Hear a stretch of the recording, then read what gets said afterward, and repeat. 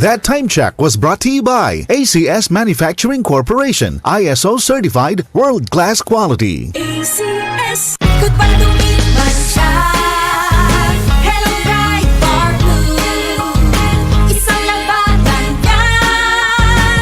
Bright bar blue. Pride Bar Blue with powerful stain-away enzymes. Malupit magtanggal ng dumit mancha pero di masakit sa kamay. Goodbye to me, Mancha.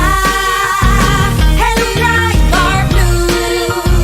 Isang labanan yan. As tested ang cotton and polycotton. Sa mancha, malupit. Sa kamay mo, mabait. Pride Bar Blue, manufactured by ACS Manufacturing Corporation. ISO certified, world-class quality. ACS. Marumi ba ang iyong dugo?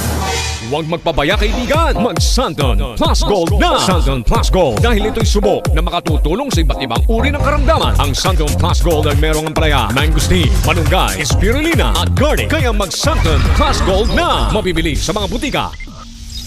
Goodbye to me, Mancha. Hello, bright bar blue. Isang labanan yan. Bright bar blue. Pride Bar Blue with powerful stain-away enzymes. Malupit magtanggal ng dumit mancha pero di masakit sa kamay. Goodbye to me, Mancha. Hello, bright bar blue.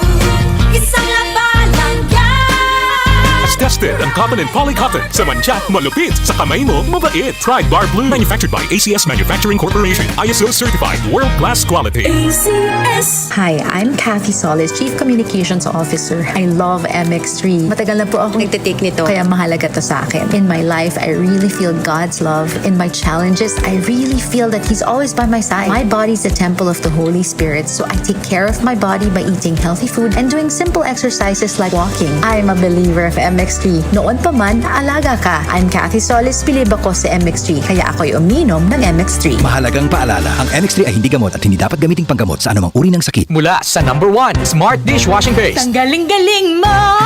Smart dishwashing paste ko! Pritong ulam na masebo, plato at kaldero. Tanggaling for everyday. Ganyan pag Smart ang dishwashing paste. May double tanggaling formula. Tanggal galing ang sebo at bakterya. Bahid para walang bahid, linis fantastic sa metal at plastic. Number 1 ko to! Tanggaling-galing mo! Smart dishwashing paste. Heavy duty linis bawat pahid.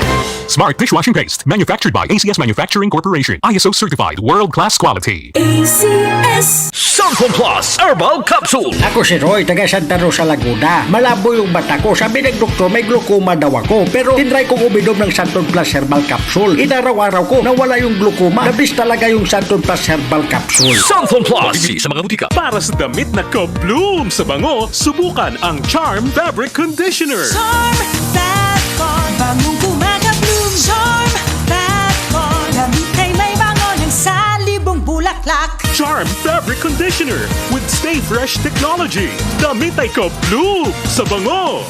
Charm Fatcon. Bangong kumaga-bloom. Charm Fatcon. Damit ay may bango ng salibong bulaklak. Charm Fabric Conditioner, manufactured by ACS Manufacturing Corporation. ISO certified, world-class quality. ACS. ACS Kwarta Extravaganza. Congratulations kay Luisito Plameras na nanalo ng 100,000 pesos dito sa Tondo, Manila at sa 24 Grand Draw winners nationwide ng ACS Kwarta Extravaganza 2023. Hatid sa inyo ng ACS Manufacturing Corporation at RMN AM at IFM stations nationwide. Kwarta Extravaganza. ACS.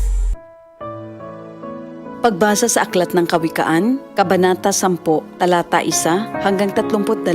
Ang mga kawikaan ni Solomon. Ang matalinong anak ay ligaya ng magulang, ngunit tinik sa dibdib ang anak na mangmang. Ang yamang buhat sa masama ay di papakinabangan, ngunit ang katuwiran ay maglalayo sa kamatayan. Ang matuwid ay binibigyan ni Yahweh ng kasiyahan, ngunit ang masamay kanyang ginugutom naman. Ang kamay na tamad ay tiyak na magdarahop, ngunit magbubunto ng yaman. Ang kamay na masinop. Ang nag-iimba kong tagaraw ay nagpapakilala ng katalinuhan, ngunit ang natutulog kong anihan ay nag-iipon ng kahihiyan. Ang matuwid ay mag-aani ng pagpapalat kabutihan, ngunit ang bibig ng masama ay nagtatakip ng karahasan. Ang alaala ng matuwid mananatili kailanman, ngunit pangalan ng masamay tiyak na mapaparam. Magandang payo ay tinatanggap ng pusong may pangunawa, ngunit kapahamakan ang wakas ng mangmang na masalita. Ang namumuhay ng tapat ay pinaghaharian ng kapayapaan, ngunit ang may likong landas ay malalantad balang araw. Ang malilikot na mata ay lagi sa kaguluhan, at ang bibig na maluwang hahantong sa kapahamakan. Ang bibig ng matuwid ay bukal ng buhay, ngunit labi ng masama ay nagtatakip ng karahasan. Sa hari-saring kaguluhan ang bunga ng kapuotan, ngunit ang pag-ibig ay pumapawi sa lahat ng kasalanan. Sa labi ng may unawa matatagpuan ang karunungan, ngunit sa likod ng isang mangmang,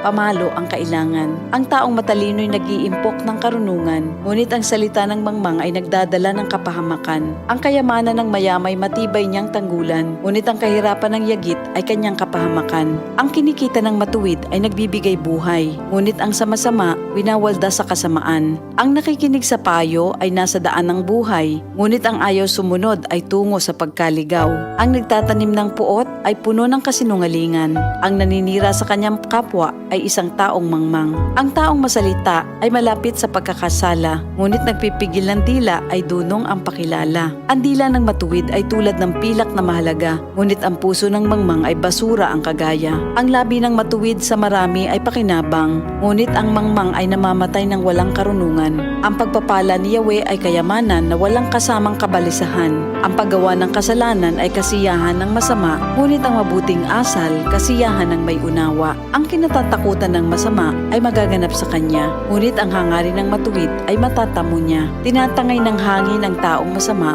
ngunit ang matuwid ay gusaling di magiba. Kung paanong ang usok ay nakakaluha, ang suka ay nakakangilo, gayon ang tamad na alipin sa kanilang mga amo. Ang paggalang at pagsunod kay Yahweh ay nagpapahaba ng buhay, ngunit ang mga araw ng masama ay hindi magtatagal. Ang pag-asa ng matuwid ay may magandang kahinatnan, ngunit ang pag-asa ng masama ang dulot ay kabiguan. Si Yahweh ay kanlungan ng mga taong matuwid, ngunit kaaway sila ng taong masama ang hilig. Ang matuwid ay mananatili sa kanyang dako, ngunit ang masama kung saan-saan matutungo. Ang salita ng matuwid ay nagpapakilala ng karunungan, ngunit ang dilang sinungaling ay puputuli naman. Ang salita ng matuwid ay palaging angkop, ngunit ang salita ng masama ay puro paninira. Ito ang salita ng Diyos. DCXL News, ang himpilan ng RMN.